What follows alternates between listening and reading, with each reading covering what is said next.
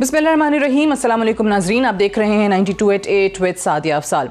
नाज़रीन, एक तरफ पीडीएम की जमातें मीनार पाकिस्तान भरने की बात कर रही हैं। अपोजिशन का ये जो जलसा है 13 दिसंबर को लाहौर में, और बार बार ये दावा है कि इस जलसे के बाद हुकूमत घर चली जाएगी। फिर जनवरी की तारीख भी दी जाती है कि सेकेंड फेज़ में हमारा लॉन्ग मार्च शुरू होगा, हम इस्लामाबाद आएंगे तो फिर पाकिस्तान तहरीक इंसाफ की हुकूमत ख़त्म हो जाएगी। इस पीडीएम की जमातें जो आज शामिल हैं, जो ओबियसली पीडीएम बाद में बना और पहले अपोजिशन की जमातें जब पार्लियामान में मौजूद रहीं, तो आज शायद ऐसा लगता है कि कुछ रिग्रेट भी है इनको। जैसे कि अयाज सादिक साहब ने कल ये बात की है कि मौलाना साहब का जो मशवरा था कि असम्बलियों से हलफ ना लिया जाए असम्बलियों में आकर, और हमने पार्लियामान को तरजीह दी थी, तो वो फैसला या वो मशवरा या वो तजवीज़ उनकी दुरुस्त थी और हमें असम्बलियों में आकर नहीं बैठना चाहिए था। बहरहाल असम्बलियों में आकर ये बैठी जमातें और अब कहती हैं कि जी हुकूमत ने मुल्क तबाह कर दिया है, इसलिए हम ये तहरीक चला रहे हैं और पाकिस्तान बचाने के लिए तहरीक है। वज़ीर आज़म इमरान खान क्या कहते हैं वो आप कई दफ़ा सुन चुके हैं। वज़ीर आज़म साहब कहते हैं कि जितने मर्जी जलसे करने हैं कर लें, हमें कोई फ़र्क नहीं पड़ता। और वज़ीर आज़म ने आज भी एक इंटरव्यू में अपनी ये बात रिपीट की कि इनको सिर्फ एनआरओ चाहिए और कुछ नहीं, और एनआरओ इनको किसी सूरत में नहीं मिलेगा। सवाल ये है कि इस वक्त पीडीएम की जो जमातें इस्तीफ़े देने की तजवीज़ पर गौर कर रही हैं, क्या अगर वाकई ये जमातें इतनी संजीदा थीं, अपोजिशन इतनी संजीदगी से इस हुकूमत को घर भेजना चाहती थी, तो ये ऑप्शन तो इनको सबसे पहले ही जो है वो अडॉप्ट कर लेना चाहिए था। आज चलें इसका ख्याल आ रहा है तो फिर सवाल ये पैदा होता है कि क्या तमाम जमातें 11 जमातें जो पीडीएम की हैं उनका इत्तफाक़ राय हो सकेगा इस एक मामले पर? क्योंकि अगर सिर्फ पाकिस्तान मुस्लिम लीग नवाज़ की अपनी क़यादत की बात की जाए तो मरियम नवाज़ साहिबा जो हैं वो बड़े शद्दोमत से ये चाहती हैं कि बाकायदा इस्तीफ़े जो हैं उनका ऐलान कर दिया जाए 13 दिसंबर के इस लाहौर के जलसे में। जबकि शहबाज शरीफ साहब की जो कल मुलाकात हुई मरियम बीबी से, उन्होंने उनको जो मशवरा दिया वो यही दिया कि बंद गली में ना जाएं, सारे दरवाजे बंद ना करें सियासत के, और ये जो इस्तीफ़ों का ऑप्शन है इसको आखिरी ऑप्शन के तौर पर रखें। तो ये जो थोड़ी सी कन्फ्यूजन नज़र आती है, क्या वाकई ये कन्फ्यूजन है? क्या इत्तफाक़ राय हो सकेगा? और पाकिस्तान मुस्लिम लीग नवाज़ को, पाकिस्तान पीपल्स पार्टी को, जिनकी ऑब्वियसली सिंध में हुकूमत है, या जो दीगर जमातें हैं, बाकायदा यकीन है कि उनके तमाम मेंबरान जो हैं वो इस्तीफ़े दे देंगे? इस हवाले से भी बात करेंगे। और LNG स्कैंडल की तहकीकात का मुतालबा इस वक्त किया है पाकिस्तान पीपल्स पार्टी ने, उसका जिक्र भी हम प्रोग्राम में आगे जाके करेंगे। और वो कहते हैं कि जी पार्लिमानी तहकीकात इसकी कराई जाएँ, वही पार्लिमान जिसको अब आप कहते हैं कि उस फोरम पर हम हुकूमत के साथ किसी भी इशू पर अब ताउन नहीं करेंगे। तो फिर ये मामलात कैसे आगे चलेंगे? क्या चाह रही हैं अपोजिशन की जमातें और हुकूमत जो ये कहती है कि हमें कोई फ़र्क नहीं पड़ता, इस्तीफ़े दे दें, हम दोबारा इलेक्शन करा देंगे? क्या वाकई इतना आसान है?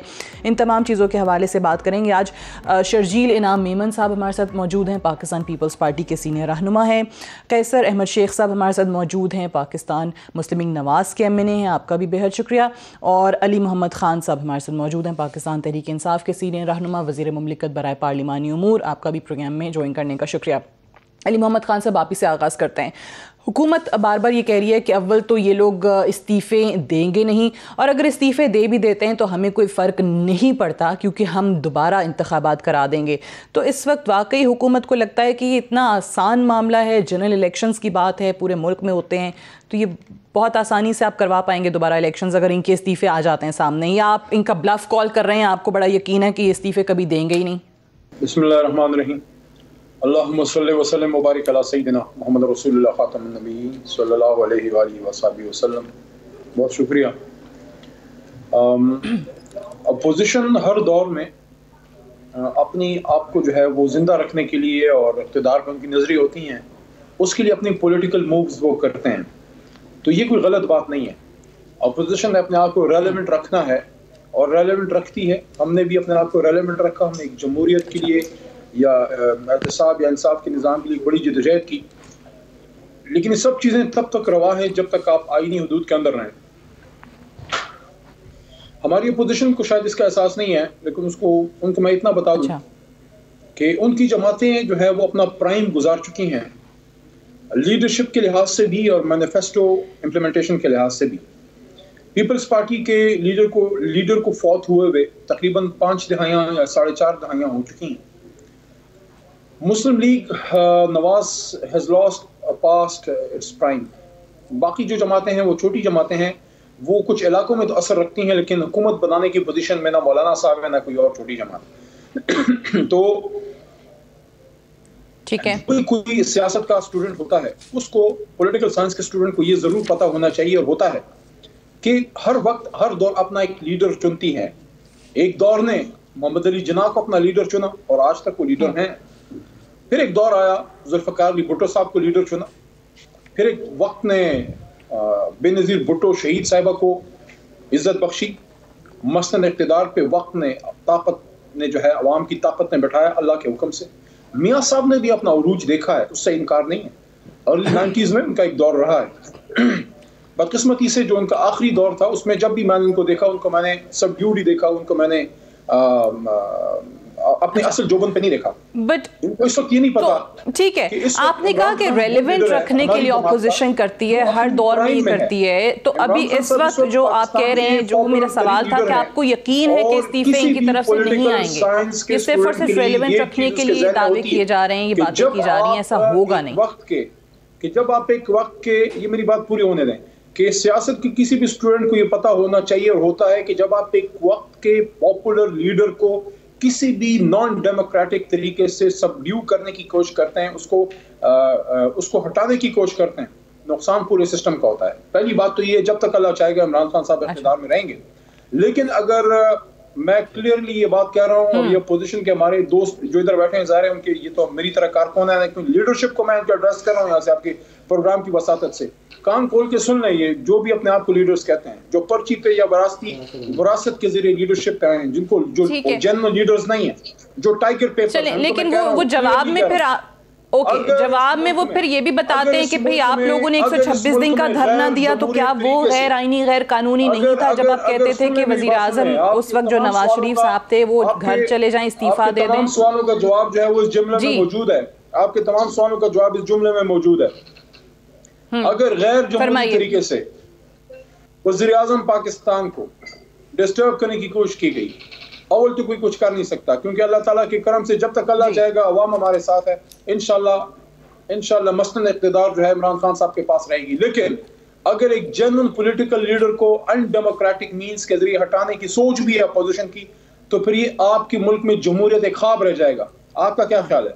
करप्ट तरीन लोग और वो लोग जो रिजेक्ट हो चुके हैं, सही है, वो अगर ताकत के बलबूते पे किसी को डिस्टर्ब कर सकते हैं, फिर पाकिस्तान में 5 दिन कोई सियासत नहीं कर सकेगा, 5 दिन कोई हुकूमत नहीं चला सकेगा। ओके, मैं ये समझता हूँ कि होश के नाखून लें। अगर आप जमहूरी कारकुन, right, let me move on. मैं शर्जील मेमन साहब, अगर गैर जमहूरी काम करेंगे, सही है, शर्जील मेमन साहब, कैसर शेख साहब से तो ऑब्वियसली मैं बाद में जवाब लूंगी, क्योंकि उनकी क़यादत में इस्तीफों के हवाले से काफ़ी आजकल बहस मुबाहिसा चल रहा है कि होना चाहिए या आखिरी ऑप्शन के तौर पर रखा जाए। लेकिन पहले मुझे ये बता दें, जो अली मोहम्मद खान साहब ने बात की है, जो मैंने हवाला दिया धरने का, जब वज़ीर आज़म इमरान खान, जो ऑब्वियसली उस वक्त वज़ीर आज़म नहीं थे, लेकिन जब इस्लामाबाद में वो धरना दे रहे थे 126 दिन का, तो आप लोग कौमी असम्बली के अंदर भी, सेनेट के अंदर भी, पार्लियामान के फोरम पर पाकिस्तान मुस्लिम लीग नवाज के साथ जाकर खड़े हो गए थे, और आप लोग कहते थे कि गलत तरीका है, ऐसे जत्थे नहीं आ जाने चाहिए जो कि एक वज़ीर आज़म से इस्तीफ़ा मांगना शुरू कर दें।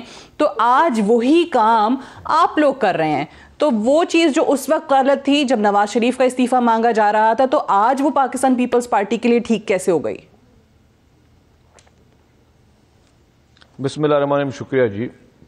देखिए जी, उस वक्त जो तहरीक इंसाफ कर रही थी और आज जो पीडीएम कर रही है, उसमें ज़मीन आसमान का फ़र्क है। उस वक्त तहरीक इंसाफ ने ना किसी गुर्बत के ख़िलाफ़, ना महंगाई के ख़िलाफ़, ना बेरोज़गारी के ख़िलाफ़, ना ही किसी और मसले के लिए इतना बड़ा तमाशा या ड्रामा किया था। ये ड्रामा उनका सिर्फ़ और सिर्फ 4 हल्कों का बहाना था। असल में तो वो क्या था, वो उनको माशाल्लाह ज़्यादा मुझसे ज़्यादा पता होगा कि क्यों किया, किसके कहने पे किया, किस लिए किया, और वो सारी चीज़ें सबके सामने हैं।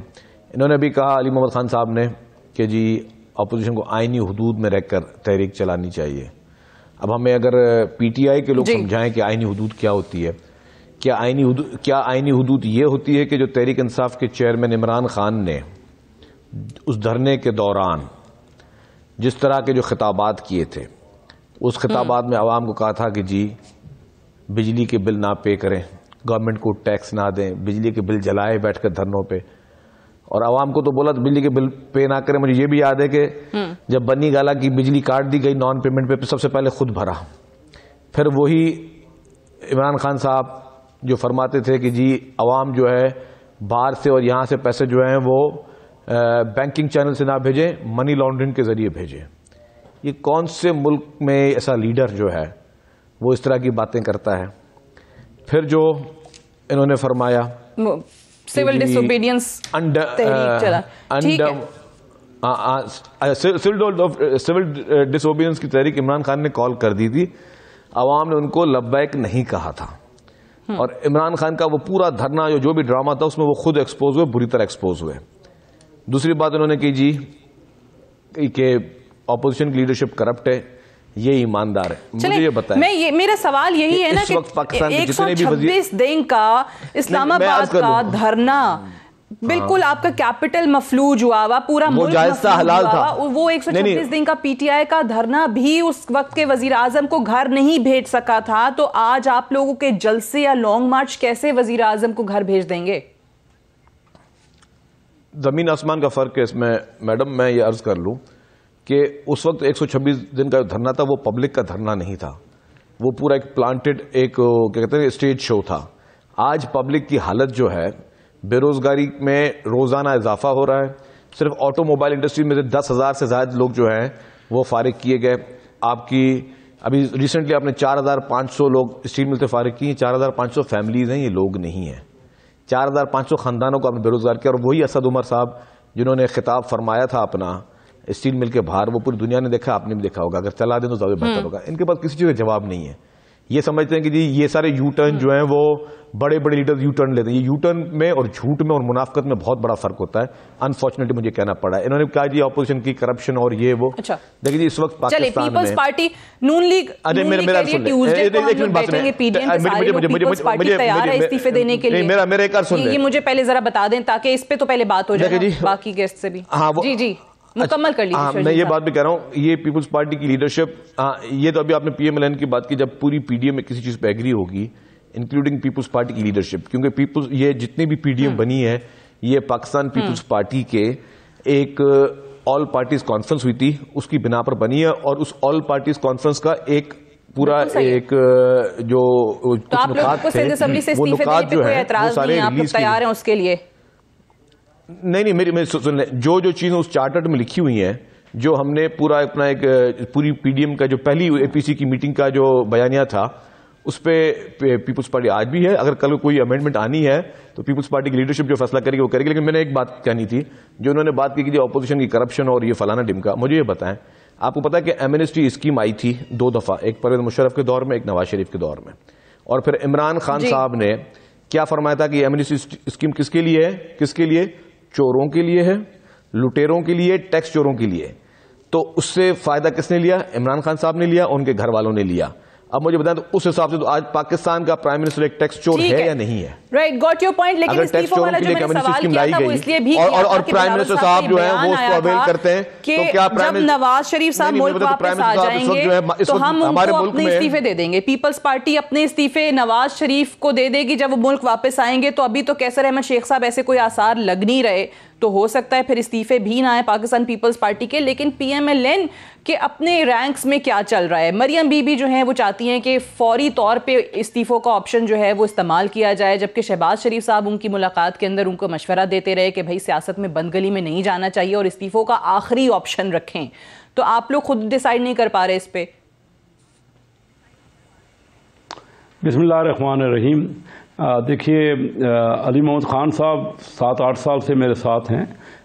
वो बैलेंस बात करते हैं। आज जो उन्होंने ये कहा कि रेलेवेंट रखने के लिए अपोजिशन ये करती है, वो जब थे तो उन्होंने अपने आप को रेलेवेंट रखा हमें, तो ये कोई उनसे बात ये जुड़ती नहीं है। देखिए कोई अगर ये मुल्क की बजाय के बेहतरी या लोगों के लिए हम पॉलिटिक्स करते हैं, अगर हम सिर्फ अपने आप को रेलेवेंट करने के लिए करेंगे, नहीं।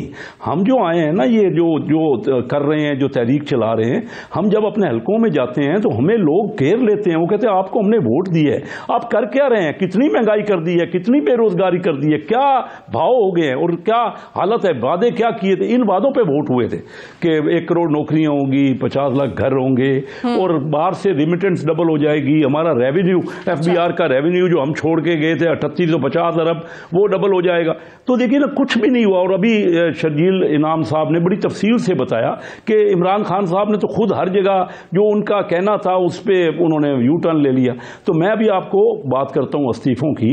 देखिए, इस्तीफे हमेशा हमने भी कहा है कि ये हमारा लास्ट ऑप्शन है और हमारी पार्टी की रिवायत है, पार्लियामेंट्री पार्टी की रिवायत है कि हम थ्रेड बेस्ड डिस्कस करें। आप कह रहे हैं, ये आप ईमानदारी से बताएं कि क्या आप ये वाकई तहरीक जो है अवाम के लिए चला रहे हैं कि जी हलकों में जाते हैं तो लोग कहते हैं महंगाई बहुत ज्यादा है, बड़ी गुर्बत हो गई है, बड़ा बुरा हाल हो गया है, क्या अवाम के लिए कर रहे हैं? अगर अवाम के लिए आप कर रहे होते तो फिर तो वही बात आ जाती ना कि पार्लियामान के अंदर जो पहला स्टेप बनता था इस हुकूमत को घर भेजने का, कि आप पहले दिन ही आके इस्तीफे देते कि भाई खत्म हो, ये असम्बलियां टूटे, दोबारा इलेक्शन की तरफ। और अगर आपको लगता है कि अवाम इनसे तंग होते तो दोबारा इलेक्शन में फिर इनको अवाम वोट ना करते, लेकिन आप लोग उस तरफ नहीं आए ना।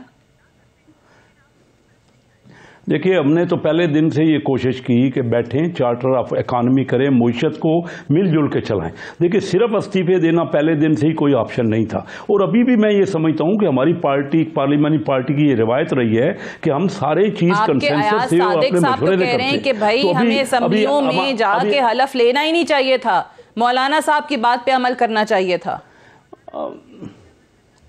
वो तो हर एक की अपनी ओपिनियन है ना। मेरी ओपिनियन में हमें बिल्कुल हलफ लेना चाहिए था और पहले दिन से कोशिश करनी चाहिए थी कि इनकी हुकूमत बन गई है, जैसे भी बनी है। जो इलेक्शन हुए सबके सामने है, मैं उसको तफसील से बताना फिर अच्छा नहीं लगता कि वही बात फिर टॉपिक शुरू हो जाएगा कि इलेक्शनों में क्या क्या किस तरह प्री पोल रिगिंग हुई और जो हमारे अपने हलकों में जो कुछ हुआ। बहरहाल वो बातें मुझे अच्छी नहीं लगती, कई बार रिपीट हो चुकी हैं। याद सादिक साहब सरदार साहब का ओपिनियन है। मेरे ख्याल में हमें चार्टर ऑफ इकॉनमी की हमने जो बात की थी, हम मुल्क को संवारने के लिए, ठीक है, वो जिस तरह भी इक़्तिदार में आ गए थे हमने उनको मान लिया था, वो प्राइम मिनिस्टर बन गए थे। तो लेकिन अभी क्योंकि ब्रेक आ जाएगा, मुझे ये जरा जवाब मेरे सवाल का दे दें कि आपकी राय क्या है। आपने अयाज सादिक साहब की राय पे कहा कि उनकी जाती राय है, आपकी राय है कि नहीं जाना चाहिए था, असेंबलियों में हलफ लेना चाहिए था। अब मरियम बीबी जो कहती हैं कि फौरी तौर पर इस्तीफों का ऑप्शन जो है वो इस्तेमाल करें, हम ये मीनार पाकिस्तान का लाहौर का जो जलसा है उसमें अनाउंस कर दें, पंजाब असम्बली से भी और यहाँ इस्लामाबाद से भी, विफाक से भी। लेकिन आपको क्या लगता है, शहबाज शरीफ साहब जो कह रहे हैं वो सही है कि भाई आखिरी ऑप्शन के तौर पे रखें इसको, इस्तीफों को, या मरियम बीबी की जो तजवीज़ है या उनका फैसला? देखिए, मेरी बात कोई राय इस वक्त ये इतना अहम मैटर है कि मैं यहाँ अपनी राय दे दूं। हम यही करते हैं, हमारी रवायत है पार्लियामेंट्री पार्टी की, हमेशा कंसेंसस से जिसका फैसला चल जाएगा। मैं आपको बता रहा हूँ मेरी बात, वही फिर नवाज शरीफ के बाद कायद का दर्जा इख्तियार करता है। मुकम्मल होने दें, मेरे एक फिक्रा मुकम्मल होने देना। तो हमारी पार्लियामेंट्री पार्टी की हमेशा ये रिवायत रही है कि हम मिलजुल के मशवरे से और कंसेंसस से फैसला करते हैं। इस पे अभी कोई मेरे नॉलेज में नहीं है, कोई डिस्कशन नहीं हुई। हम अगर कोई ऐसा फैसला होगा तो हम सारे मिल, उससे पहले मैं समझता हूं कि हम आपस में थ्रेड बेस्ड डिस्कस करेंगे और तब ये फैसला होगा। देखिए, जो फैसला होगा हम पार्टी की बात को जब सब मिलके फैसला करेंगे तो उस पार्टी की पाबंद है हम सब लोग। जी, पार्टी ने डिसाइड, तो अब मैं कह रहा हूं इस नायल हुकूमत में आप इस्तीफे दे देंगे। अभी पार्टी ने ब्रेक से वापस आकर अली मोहम्मद खान साहब से मैं उनका जवाब इस पर जानूंगी एक वक्फे के बाद।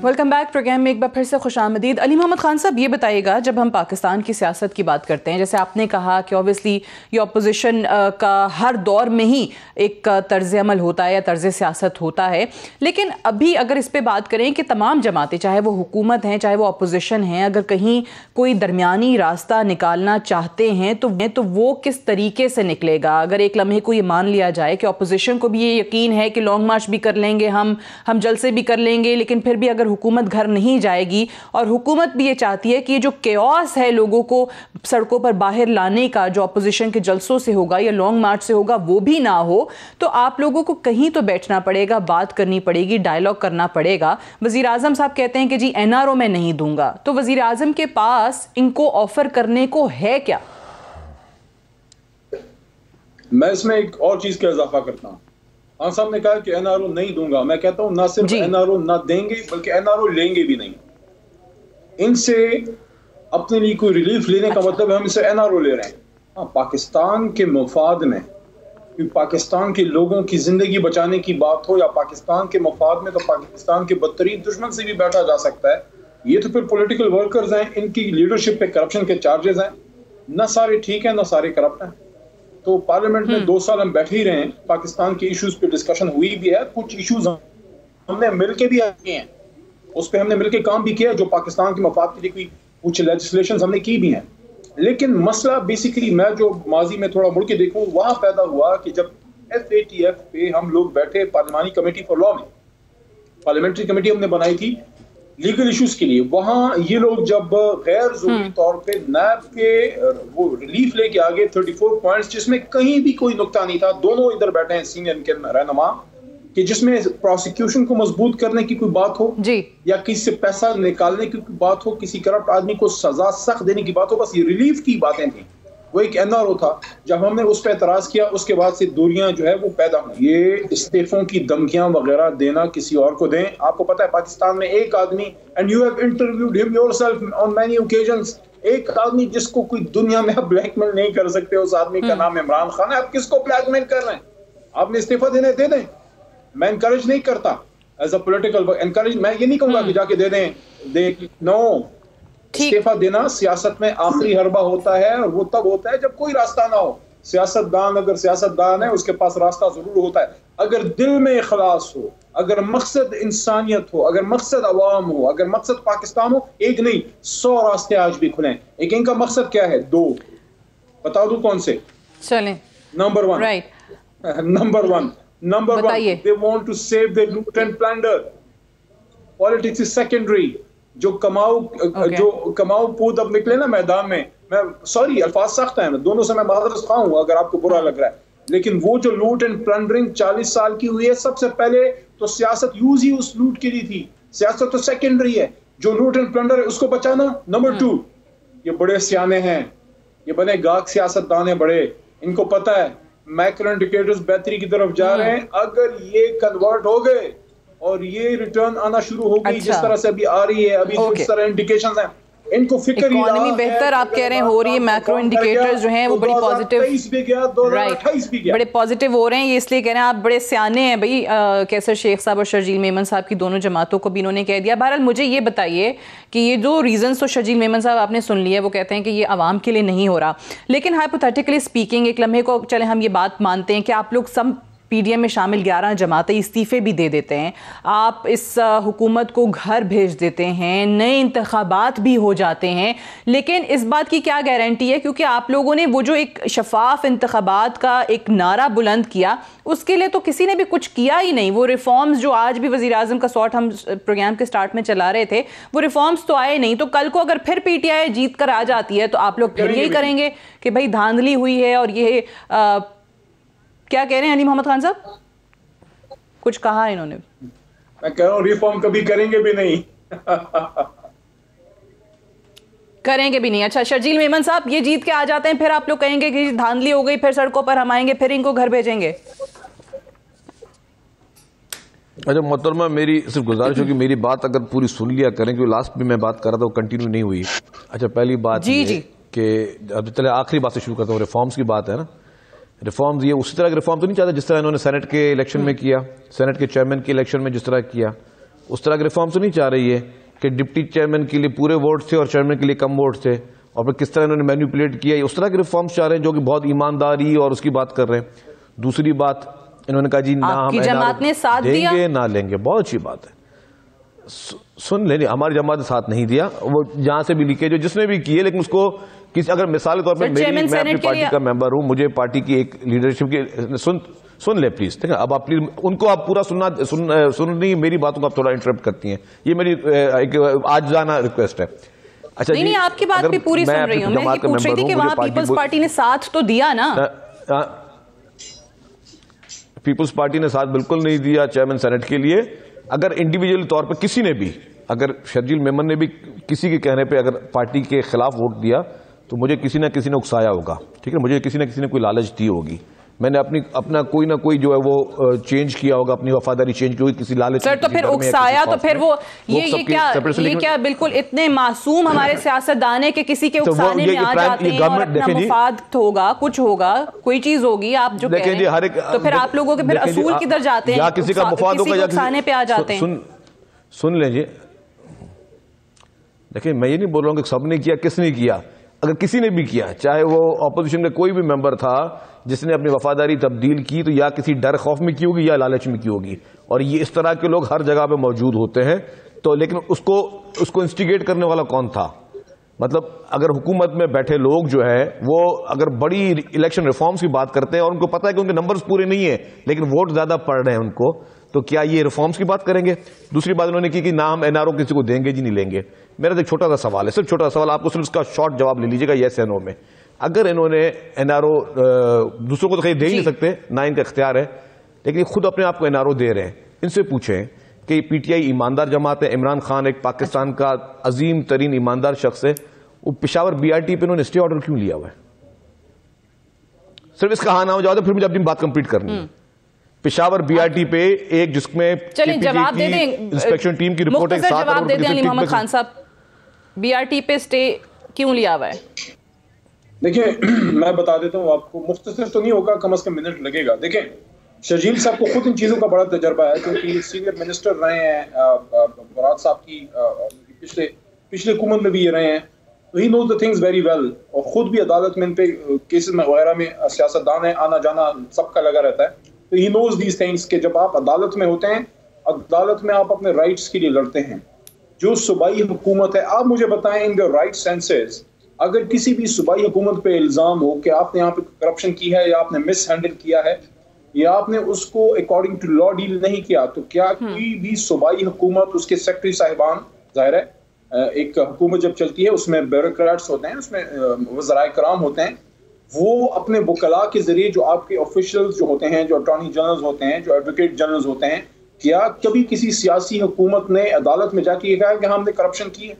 हाँ हमने, जनाबे वाला बिल्कुल सही इल्जाम है। वो अपने राइट्स के लिए लड़ते हैं। कभी भी सियासी हुकूमत ये नहीं कहेगी कि हमने करप्शन की है।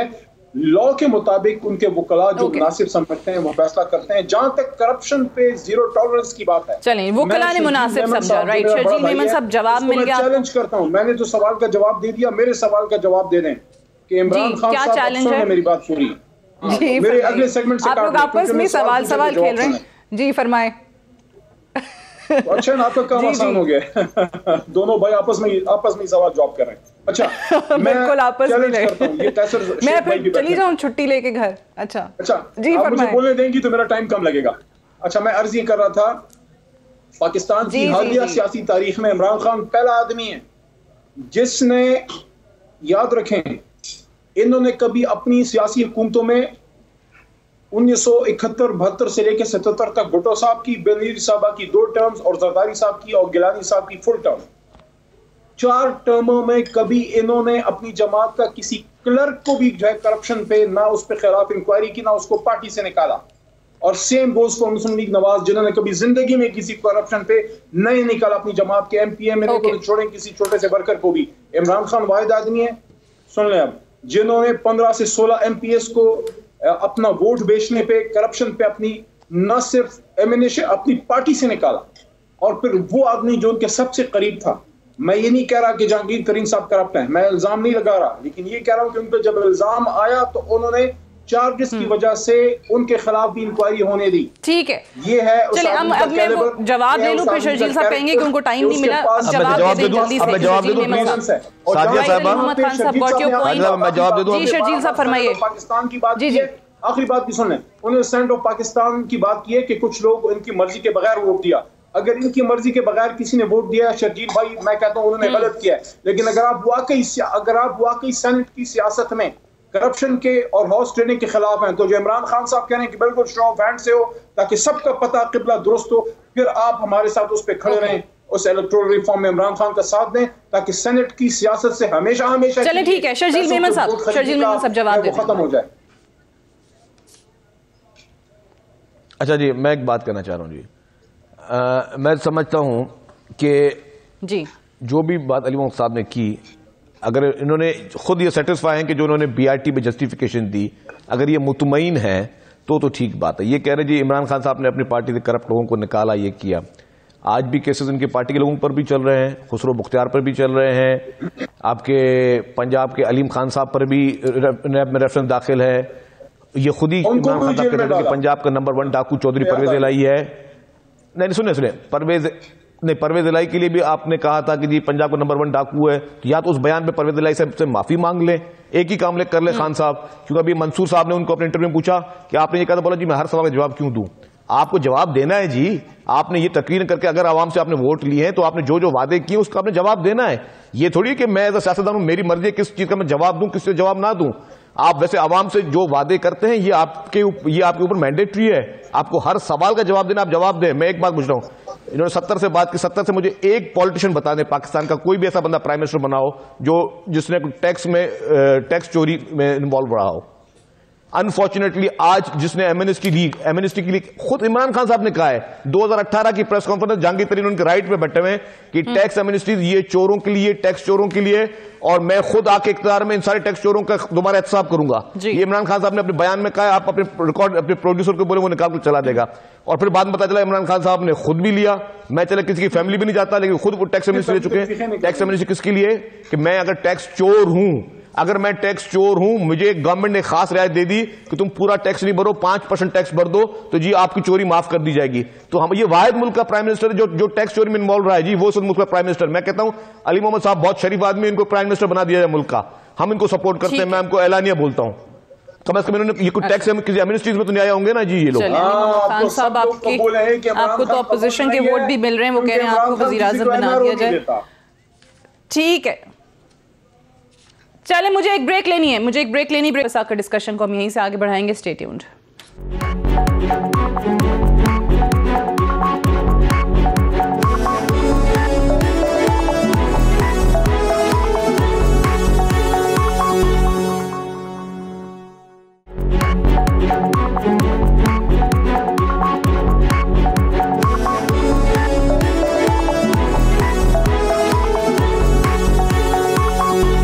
वेलकम बैक प्रोग्राम में एक बार फिर से खुशामदीद। कैसर अहमद शेख साहब, ये जो LNG स्कैंडल की बात हो रही है कि ऑब्वियसली वज़ीर आज़म ने पहले ही कहा था कि इन सर्दियों में गैस के हवाले से शदीद बहरान होगा, कि एक तो बर वक्त इम्पोर्ट नहीं की गई LNG और महंगे दामों की गई। नदीम बाबर साहब के हवाले से ये इल्ज़ाम आ रहा है कि जी उनके इन डिसीजंस की वजह से 122 अरब रुपए का नुकसान हुआ है मुल्क को। ये जो अब पार्लिमानी फोरम पर तहकीकात कराने का मुतालबा कर रहे हैं, तो अपोजिशन की जमातें तो कहती हैं कि हम हुकूमत के साथ कोऑपरेट ही नहीं करेंगे, पार्लिमान के फोरम पे अब कोई ताउन नहीं होगा, तो फिर वहां पे तहकीकात से क्या हासिल कर लेंगे, कैसे करेंगे? देखिए LNG के बारे में बहुत बड़ा स्कैंडल है। सिर्फ ये करप्शन की बात अपनी जगह पे अहम है, लेकिन जो नाअहली है जिससे कि आप समझते हैं कि इनकम्पिटेंस है, जिससे फैसले ठीक टाइम पे नहीं होते। मेरा अपना बिजनेस है पेट्रोकेमिकल्स का, और मैं आपको बताऊं कि जून में जो चीज़ें जिस भाव पे ये सर्दियों के लिए मिल रही थी $5 में, आज वो हमने $7.25 मिली, और अरबों का मामला है। जैसे आपने खुद कहा कि 100-150 अरब रुपए का फर्क होगा। तो ये इनकम्पिटेंस असल में क्या हुआ? नदीम बाबर के खिलाफ कोई एक्शन हुआ? मैं आपको बताऊं, हमने खुद खरीदे हैं, मैं प्राइवेट सेक्टर में। और इनमें फ़र्क क्या है कि इनको फैसले ही नहीं कर पाते। अच्छा, हमने खुद खरीदे हैं मुख्तलिफ पेट्रोकेमिकल्स, तो अपने 3-4 सर्दियों के माल भी हमने उस वक्त, मैंने अपनी पार्टी में अपनी कंपनी की बात कर रहा हूं, और हमारे जितने भी बिजनेसमैन हैं उन्होंने मेजॉरिटी केसेस में जब एक बहुत रियायत चीज़ मिल रही थी उस वक्त नहीं लिया, और आपने जानबूझ के। इसी तरह इससे पहले जब आपका तेल का मामला मामला हुआ ना, तो तेल भी बैंड कर दिया। जब लोएस्ट रेट हुए यहाँ पे पाकिस्तान में, तकरीबन WTO जो है, WTI जो है वो आयल, वो तकरीबन फ्री हो गया उस वक़्त। उसके बाद ब्रेंट जो आयल है वो तकरीबन $16-17 हो गया। वो उस वक़्त नहीं ख़रीदा गया, और फिर जब उस वक़्त बैन कर दिया गया और फिर महंगे दामों में ख़रीदा गया, और उस वक़्त लोगों को मजबूर किया गया ऑयल कंपनियों को कि सस्ता बेचो। अच्छा। कोई एक स्कैंडल, ये मैं स्कैंडल नहीं कहूँगा, मैं कहूँगा इनकम्पिटेंट, जो अरबों रुपए का मुल्क को नुकसान करा दिया। 13.25%। मैं 2-3 दिन पहले फाइनेंस कमेटी की मीटिंग हो रही थी, तो गवर्नर स्टेट बैंक से कह रहा था कि आपने किससे पूछ के आपको समझ नहीं आई कि 13.25% करके आपने बाहर की सारी रकम जो है आपने ले ली हार्ट मनी, और हार्ट मनी जब जरा रेट आपने कम किया सूद का तो 7% किया, सारा पैसा बाहर चला गया। और पाकिस्तान इस वक्त 4,000 अरब रुपए के बजट खसारे में है। ये पाकिस्तान की तारीख में कभी नहीं हुआ। पाकिस्तान, इनको पता नहीं, असल में ये सिर्फ एक बात है, अगर किसी का कोई भी करप्शन है नहीं होनी चाहिए, लेकिन ये छोटी छोटी बातों को लेके जो इतने बड़े बड़े मामलात हैं। अभी अली मोहम्मद खान कह रहे थे कि जी हमने मैक्रो इकोनॉमिक्स को बेहतर कर दिया है। मैक्रो इकोनॉमिक्स का मतलब ओवरऑल पाकिस्तान के लिए। अब देखिए, मैं अगर क्रिकेट खेलना नहीं जानता तो मुझे कोई पूछेगा कि आप स्विंग का बारे में बताएं तो नहीं बता सकूंगा। अब बिजनेस इनका काम नहीं है, ये फैसले करके। चलो ठीक है, अच्छा पहले मैं ये अली मोहम्मद खान साहब से जवाब ले लूं। ये जो LNG स्कैंडल की बात हो रही है, नदीम बाबर साहब के हवाले से जरूर उनको आपने काफी के अंदर या अदरवाइज मेरी बात मुकम्मल होने, आपने पूछा कुछ, उनसे सवाल किया नदीम बाबर साहब से, क्या वो अपनी पोजीशन क्लियर कर सके ज़िमन में? बड़ा अच्छा क्वेश्चन जो है रेज किया है। शेख साहब जो है हमेशा, जब इनकी हुकूमत भी थी, मैंने उनको हमेशा बड़ा पॉजिटिव पाया, अच्छी बात को अप्रिशिएट किया, और अपनी हुकूमत की भी गलत बात को उन्होंने कंडेम किया। मैं भी आपको ये कहूँगा कि काबीना का आपने पूछा है, उसका बिल्कुल काबीना में उनको कहा भी गया है। वज़ीर आज़म साहब ने उनको कहा कि आप जाके प्रॉपरली इसको प्रेस कॉन्फ्रेंस करें, एक्सप्लेन करें। उन्होंने प्रेस कॉन्फ्रेंस की और काफ़ी डिटेल में की, नंबर 1। नंबर 2, दूसरी बात यह है, मैं तो चूँकि पेट्रोलियम इशूज़ का एक्सपर्ट नहीं हूँ, लेकिन इतना मैं ज़रूर बता सकता हूँ कि जब मोहतरम शाहिद फरहान अब्बासी साहब जब मिनिस्टर थे, उनके खिलाफ जब इश्यूज आए तो हम लोग बाकायदा पिटिशंस भी लेके गए सुप्रीम कोर्ट वगैरह, और हर फोरम पे हम गए। उनके खिलाफ काफ़ी स्कैम वगैरह भी शायद है। लेकिन मैं यहाँ पे ये नुक्ता ज़रूर रखूँगा बैसित पार्लिमानी उमूर के वजीर के, कि ये वो चीज़ है जो हम अपोजिशन को समझा रहे हैं, ये उन्हीं का सबक उनको याद दिला रहे हैं जो हमें कहा करते थे कि आप ना तजर्बाकार हैं, रोडों पर टाइम ज़ाया करें, पार्लिमान में पार्लिमानी आपके पास जो टूल्स होते हैं उनको यूज़ करें। अब ये इसको कैसर साहब भी समझते हैं और शर्कील इनाम मेमन भाई भी, आसान सा काम है। पीपल्स पार्टी पार्लिमानी तहकीकात का कह रही है, ऑपोजिशन कह रही है। मैं इसीलिए पूछ रही हूँ कि आप लोग कहते हैं कि पार्लिमान पे तो ताउन होगा नहीं, आप खुद पार्लिमानी उमूर के वजीर हैं, इसकी वहां पे इन्वेस्टिगेशन होनी चाहिए। मेरे ख्याल में मेरी इस बात को मेरे दोनों भाई सपोर्ट भी करेंगे। अगर आप थोड़ा सा हमें अपनी बात पूरी कर ले दिया करें, दूसरे सवाल की जरूरत नहीं होगी। मैं ये अर्ज कर रहा था, आप ही की बात कर रहा हूँ, मैं ये अर्ज कर रहा था कि टाइम थोड़ा है अली मोहम्मद खान साहब, मेरी राय ये है कि अगर ये एक टूल यूज कर लें कि जो स्टैंडिंग कमेटी ऑन पेट्रोलियम है, उसमें आप जो है उसकी मीटिंग कॉल कर लें, उसमें नदीम बाबर साहब आके उधर आपको एक्सप्लेन कर देंगे। अगर आप मुतमईन नहीं है, देखें सियासत इस पे मैं नहीं समझता कैसे साहब इस पे सियासत करेंगे, कम से कम ये उन लोगों में से नहीं है। अगर आप मुतमईन ना हो उनके जवाब से, जो प्रेस कॉन्फ्रेंस दी है, ठीक है, आप कहते हैं कि मीटिंग कॉल करनी है, उसमें वो आकर एक्सप्लेन कर देंगे। बहरहाल ऑब्वियसली पोजीशन तो उनको क्लियर करनी होगी अगर इतने बड़े इल्जामात उन पर लग रहे हैं काबीना में या वजीर आजम साहब ने, जैसे मोहम्मद खान साहब ने कहा कि उनसे पूछा है। अनफॉर्चुनेटली टाइम खत्म हो गया, हैव टू वाइंड अप है। अली मोहम्मद खान साहब, शर्जील मेमन साहब, कैसर अहमद शेख साहब, आप तीनों का प्रोग्राम में तशरीफ आवरी का बेहद शुक्रिया। That's all for tonight, I will see you tomorrow इंशाल्लाह। इजाजत दीजिए, खुदा हाफिज।